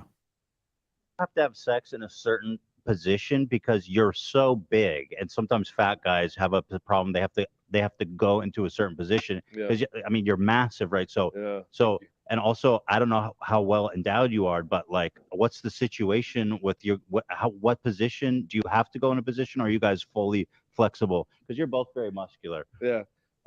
Here's the thing. Never talk about my wife in this context. Oh, now do you? So he's asking the Liver King about boning his wife, and Liver King says, "Don't ever talk about my wife in this context." Who is this guy? Who is this fucking Ethan guy? This guy. Almost this guy grosses me out. Yeah, go ahead. Yeah, I agree. Almost every show that he's been on ever since after we had him on, except for like probably Mark Bell's podcast, has been a fucking disaster. They basically like make fun of him all the time. Well, they're trying to, right? They're trying to make a mockery of his. It's like dinner for schmucks his brand. For them. Yeah, it's terrible. I hate it. They have like no respect for him. Very frustrating. I mean, this guy doesn't respect himself either. Oh, for sure. I don't know why that guy creeps me out so much. He looks like a perv, dude. Something is off with him. Even the way he holds his hands, there's something. He's trying to fucking stroke the mic. Something's not right. Okay. Bye, Ethan. Fuck that guy. Number 63. My brother from another mother. Kanye West. Otherwise, I think he changed his name to Ye. You know why you never change your name? Because then every time there's going to be places you go where they're going to be like, is this your real name? and then you're going to have to say no, and you're going to have to it's like a whole nother page of paperwork you have to fill out giving your previous name.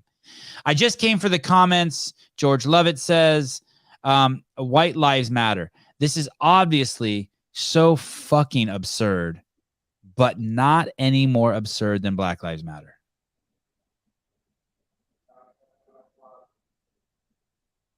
No one cares. I like the way even one of the guys in our comments said it. For Jiggy Josh said it. Like, how about just one race? How about just one people? But once again, going back to that original clip that we talked about in the beginning of the show, it sure as fuck does help when people with dark skin start speaking up. It fucking really does help. And it's sad. It's a sad commentary that it has to be that way, but it's where we're at. And the truth is, the truth is at the end of the day, who's being hurt the most? The people that are supposedly being tried to be helped. But on the other hand, it's great that the conversation is really it's fucking come a long way. Holy fuck, the conversation's come a long way.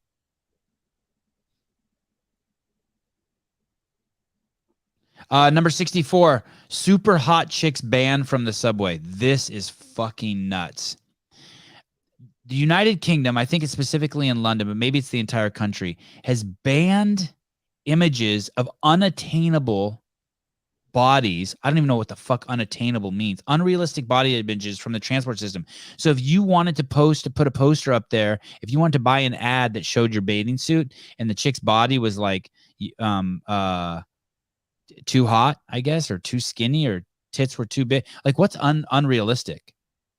How about all the chicks with fake tits? How about we just ban all of them from those ads? Because that's not realistic. As I listen to the kind of, will you go back the other way? Listen to the kind of bullshit they write too. As a father of 2 teenage girls, I'm extremely concerned about this kind of advertising, which can demean people, particularly women, and make them ashamed of their bodies. It's high time it came to an end, Khan said. Yeah, so I'm going to censor the world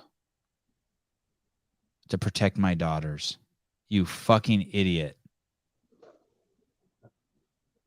More than 70,000 people signed petitions calling for its removal.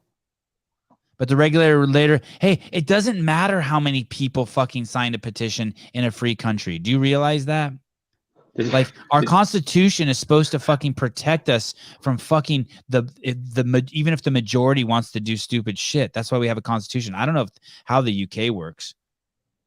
There's a petition on change.org to stop Putin from invading Ukraine. Oh, Jesus. Please tell me how that's going to work. That's great. I have no problem with you, like, if you want to walk around with signs outside the subway and be like, hey, fuck Calvin Klein for showing these skinny bitches who are on heroin in the ads. I don't want my daughter seeing it. Go for it. But to, like, just ban that shit because you're afraid it's going to corrupt your kid. Dude, our Planned Parenthood and our tax dollars are being used to peddle fucking hormone replacement therapy to kids. But you don't want chicks that are too hot in the subway? Unrealistic body types?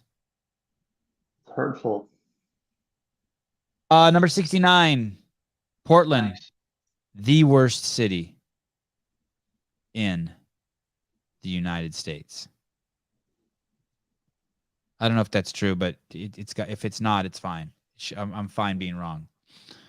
A worker with the bio cleaning company contracted with the city of Portland, Oregon, to remove discarded street needles shows us what their facility process at any given time. So this guy, his company pulls needles off the streets in Portland, and I don't know how long it took them to collect these, but it says they basically say it's always like this. Here we go. Look at these needles. I want to give everybody a little example in Portland, Oregon.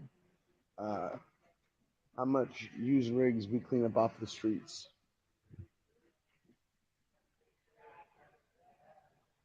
Dude, we don't even use that many in a Each month. one of these is probably 100 pounds. Are you fucking kidding me? Also, don't touch that. Don't. Yeah, that's scary, right? Don't touch that. That's so scary that he does that. Oh, that freaks me out. Yeah, don't do that. Used rigs. Isn't that incredible? Hey, listen, they say, dude. imagine You're this. welcome. They gave the they gave the vaccine to protect the people in this country from something that was scary. You're telling me that all of that shit was pulled off of the streets of one city? That's discarded waste. Those are all used, right? Yeah, for sure. Dude, our hospital doesn't even use that in like a month. Like, we don't have that many sharps. Like, that's, Do you even have one bucket full like that? no, Not even one bucket, not even 1/10 of that. not even close. No, none of, I couldn't even gauge it off of what we're looking at right now. Like, okay, here. This is a bucket. How often does that fill up? Once every like 3-4 months. Crazy. Like, we don't even do that. They don't care. That's the other thing you could do to contextualize anytime. Like, if the government's like, oh, we care, so we have to give everyone the vaccine because we're afraid of blah, blah. No, they're not. Mr. Vowell. Mr. Vowell, hi. What's going on, brother? No, just I should have wrapped up the show 20 minutes ago. How are you? I'm well. I'm very well. How's Mr. Beaver? Good. How's the baby? Wonderful. I just figured I'd throw the show off the rails a little bit because wanted to tell old Sevy, like, hey, you need to do more live call-in shows because for the next 6 or 8 weeks or so, I'm going to need to see some beaver. Because it's out of commission. You know, one of my friends. You know what one of my friends told. Oh, John Young. Oh, wait, hold on. Yes. Okay. Yes. Crazy fast. So John Young last night was saying he was watching the show and he was saying that he could do Fran in 2:15. I think he said he had never done it before, and he just texted me and said 2 minutes is fast. Yeah, 2 minutes is crazy fast. It's absurd. It's kind of like, it's not even nice to do that to the games athletes. One of my friends told me that his wife's vagina looked like, after she gave birth, looked like she had sat on a hand grenade.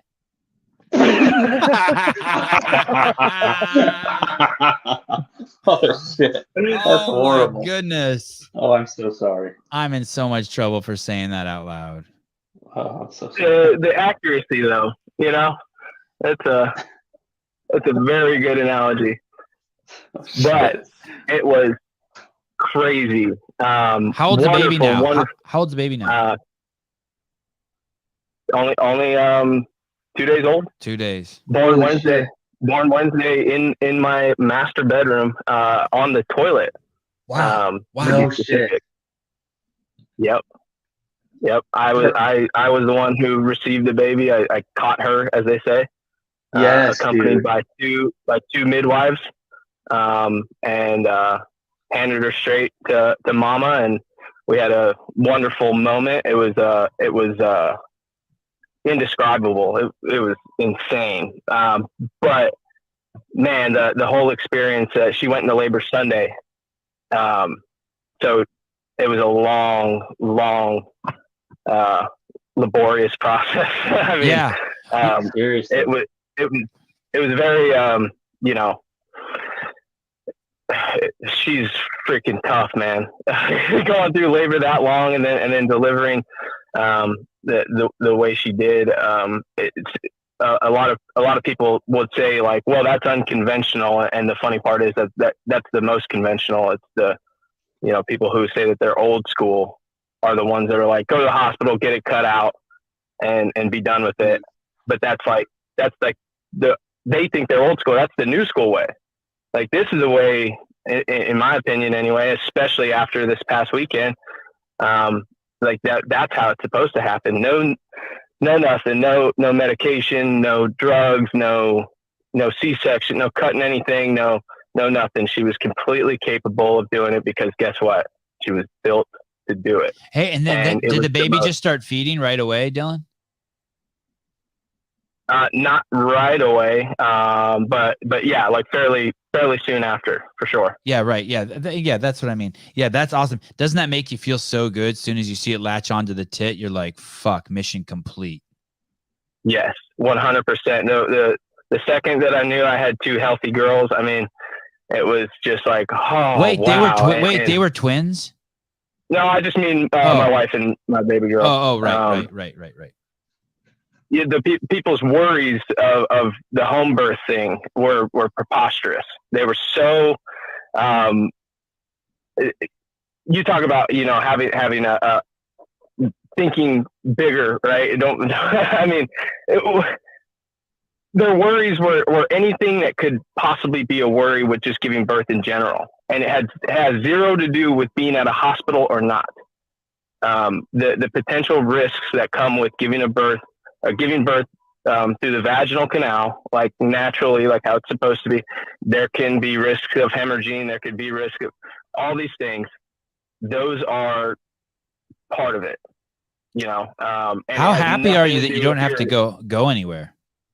That was the best part, is that we shared these crazy intimate moments in the middle of the night, no sleep for 4 days, where she's just going through contractions. And I'm just doing everything in my power to alleviate some of that pain. And she's being what looks like torture to me, from my perspective. My heart was breaking, because I just, I wanted to get her out of that pain, and the baby just wouldn't come.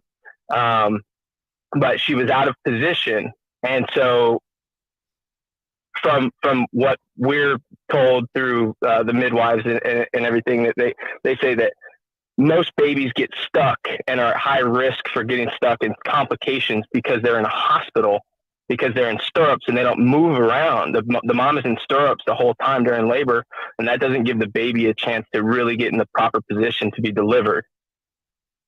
And so because we were at home, she was able to move around, get on the ball, hang, squat, go up and down the stairs. I mean, do all kinds of these things, to where once the baby finally did get into position, a couple hours of good pushing, and boom, we got a healthy baby. Hey, were you tripping? Like, the baby came out, and then the baby's eating, and then the umbilical cord's cut, and then they leave, and you're like, oh, fuck. It's me and you and this fucking, there's someone new in the house. I was tripping. No. I was like, what the fuck? There's 3 of us now. Like, yeah, I know what you mean, for sure. I was like, who's this dude? And I still look at him in the back of my car. I'm like, where the fuck did you come from? He's like, what do you mean? I've been back here for 8 years. He just turned 8. I'm like, all right, you could stay. So weird. She made another human, and now you're just there with it. Yeah, for so sure. Weird. It was hard to believe that she came out of my wife. It was like, especially because she was giant. She was 9 pounds, 11 ounces. Wow. 22 inches long. God, wow. Congratulations. That's a healthy baby. That feels good. That feels so good. Congrats, man. It was beautiful. And check this out. You'll love this. The whole time during the pregnancy, she was taking Paul Saladino's organ supplements. Oh, fantastic. Wow. And that was the whole kind of baseline, along with other supplements, vitamin D and such. But that was the whole reason why the baby was so healthy and grew into term all the way 42 weeks. And yeah, ours was late too. Avi came at 42 weeks too. It was fucking crazy. And contrary to popular belief, everybody thinks 38, 39 weeks. You got to get it out, or else blah, blah, blah, blah, blah. And hey, that's illegal in California, by the way. Avi came past the due date by, I can't remember if it's 2 weeks or 3 weeks, but at that point, it's illegal. You're not allowed to home birth. I mean, we still did, but. Yeah. Yeah, I think Ohio is a little bit more lax on that, but there are still pretty strict laws with the midwife practice with home births. What did your wife say after she had the baby? I remember my wife, I heard, she doesn't even remember saying this, but as soon as the baby came out, I heard her go, I did it. And I was like, I looked at her, I was like, wow, that's what a great thing to say. That's amazing. Yeah. Yeah, that's amazing. I caught her, and I was sent through what might be described as like a DMT trip immediately. Like, whoa, like I flashed through the universe. Like, it was crazy. It was such a, psychedelic kind of experience in that very moment. And I had her in my hands, and I was just like mind blown, huge eyes staring at her. And I handed her to my wife, and she just said, that's my baby. Oh, Is she that's real? awesome. Is she real? Oh my God. And just like embraced her. And then we embraced each other. And like, I'm cramped up by the side of the toilet, like trying to get a good angle to hug her, and the midwives were amazing. They were wonderful. And yeah, they cleaned up like there was a murder scene. They freaking, I mean, they wiped down everything and then packed up and checked on mom and then got out of there. And then it was just us. And we finally let the in-laws up later on that day. But isn't it it weird even seeing people? It's kind of like you're like, hey, dude, like, I don't know about you, but I was so happy I didn't have to go anywhere. And I didn't really want to see or talk to anyone. Like, I just wanted to be like, just stay like you're just in the nest. Like, hey, we're just chilling. Just like, everyone chill. There'll be time. Chill. Everyone chill. Yes, for sure. Like you're coming off of mushrooms or something. Like you said, it's like a Yeah. DMT trip. It's like, hey, dude, we need to fucking like get our shit together for a second. Yeah, it was pretty close to the in-laws not even being able to be there for a whole day. But talking back and forth, I was like, we'll let them come up, and but they were the only ones who came over, thankfully, and they were only over for a few hours, and but after then we experienced a whole day together, just us and this new addition to our family, and it was wonderful. The baby is so well behaved. I mean, no fussing. She's very healthy, so she doesn't cry. We just feed her and she sleeps, and that's about it. And I could stare at her all day. It's a beautiful thing. Hey, the best thing that I can think of, I totally forgot about this, that I invested in is, I think we got it before the baby came, but I got my wife a leather chair that reclines. Yeah. And she basically just lived in that thing for fucking months. So yeah, just we're like actually going to pick one up today. Oh, awesome. Yeah. And she fucking loved it. It was a fucked up yellow color. I liked it, but it was the only one that they had in stock at the baby store. And it was expensive. I think it was, I mean, it was like $900 or $1,500, something stupid. But man, it's for the 3 babies she had to sit in a comfortable chair and be able to breastfeed and throw your feet up. Fuck.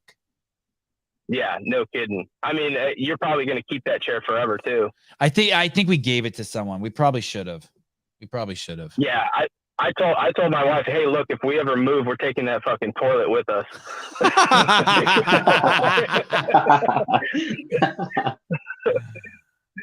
Yeah, it was incredible. But what I wanted to tell you about the Paul Saladino Heart and Soil, she took that through the entire term of her pregnancy, and the midwives were mind blown about how healthy she was and about how healthy the baby was, but mainly how healthy the amniotic sac was.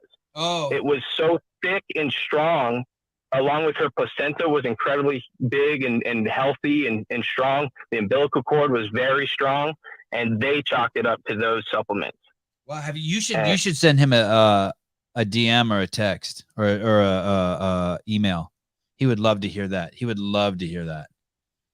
Yeah, definitely. I saw he does that sometimes. I'm like subscribed to him, so I know he takes personal stories like that. So that would be something to do, definitely. Melissa, you know what's crazy is it's illegal to have twins at home in California. We also had our twins at home, and we had 3 midwives for the twins. There's one for the mom and one for each baby. But then our doula was a Ugandan woman who had done over 100 fucking births of twins in the villages in Uganda. And she was fucking money. So yeah, the twins came out. One of my second twin came out not breathing. And I thought for sure he was dead. He was completely gray, Ari. And they basically just put this mask on his face with like a turkey baster and fucking basically gave mouth to mouth, jump started him like within 30 seconds. He started coughing and crying, and he was on the tit. And I was thinking, if that wouldn't have been a home birth, they would have taken the baby from us, and it probably would have never breastfed. Exactly. And that would have been fucked up for him. She got to sit there with the placenta in a bowl that's floating in the toilet, and the umbilical cord still attached, holding our baby skin to skin until that umbilical cord turned gray. Yeah, exactly. All that shit's so awesome, right? They cut that, they don't let you have 30, 45 minutes for that thing to drain. They cut that right away.